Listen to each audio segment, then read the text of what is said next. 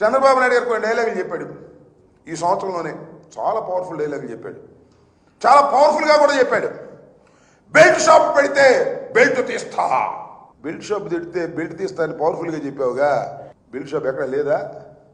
అసలు belt shop లేదా, నీకు బెల్ట్ లేదా? ఏమిటి దుర్మార్గం అని అడుగుతా ఉన్నా. గంజాయి అమ్మితే నడ్డి పిలుస్తా, ఎక్కడ దొరకలేదు గంజాయి చెప్పండి. చంద్రబాబు నాయుడు గారు వచ్చి ప్రమాణ స్వీకారం చేసిన రోజు నుంచి ఎక్కడ పడితే అక్కడ గంజాయి దొరుకుతుంది. దొరికిన గంజాయి అది, దొరకని గంజాయి ఎంతో. అదేమంటే ఇది జగన్మోహన్ రెడ్డి గారు చేశారంటారు. సంవత్సరం అయింది, ఇంకా సిగ్గు లేదు నీకు.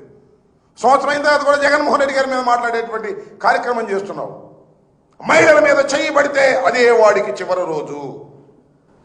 కుప్పంలో నీ దుంప దెగ, ఒక మహిళ అప్పు ఇవ్వలేదని, తీసుకున్న అప్పు ఇవ్వలేదని చెట్టు కట్టేసి దౌర్జన్యం చేస్తే ఏం చేసావయ్యా?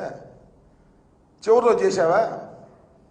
డైలాగులు పవర్ఫుల్గా చెప్పడం తప్ప పవర్ అంతా నీ దగ్గర పెట్టుకొని ఏమీ చేయలేనటువంటి ఒక దుర్మార్గమైనటువంటి పాలన ఇవాళ చంద్రబాబు నాయుడు గారు చేస్తూ, ఇది సుపరిపాలన తొలి అడుగు అని ప్రచారం చేయండి, అద్భుతంగా అమోఘంగా ప్రజల్లోకి తీసుకువెళ్ళండి అంటే ప్రజలేమి చెవుల్లో పూలు పెట్టుకోలేరు.